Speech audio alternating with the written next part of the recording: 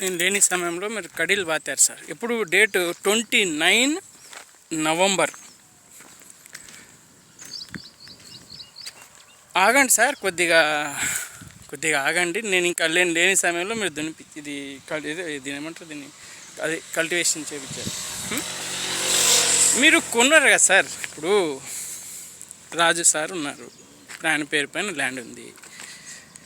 ఆ రోజు మీరు కడీలు పాతున్నాం, ఆగండి సార్, కొద్దిగా సార్తో మాట్లాడదాం అంటే నేను అడిగి చెప్తాను. నాకు 2 ఎకరాలు 30 గుంటలు ఫలానా చోట డిస్కషన్ జరిగింది, ఇది మాదే అది మాదే.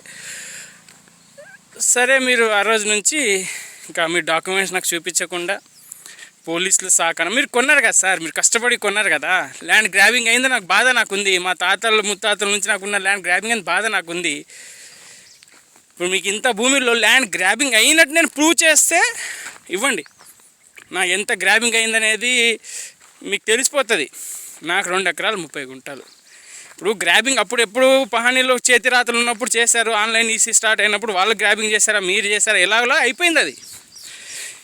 మీరు అప్పుడే సర్వే చేయించుకొని 40 ఏళ్ళ క్రితమే సర్వే చేయించుకొని 40-30 ఏళ్ళ క్రితమే సర్వే చేయించుకొని ఆ రోజు మీరు కడీలు వాతుకొని, అప్పటికి కడీలు ఉన్నాయి, అప్పటికి సర్వే ఉంది, అప్పటికి అన్నీ ఉన్నాయి. అప్పుడు ఇది ఇంకా అడవి గుట్ట మొత్తం అడవి ఉండే కాబట్టి అడవిని మీరు ఏదో గ్రాబింగ్ చేసుకొని ఈరోజు భయభ్రాంతులకు గురి చేసి 3 తరాలు చనిపోయిన తర్వాత కడీలు పాతుకున్నారు.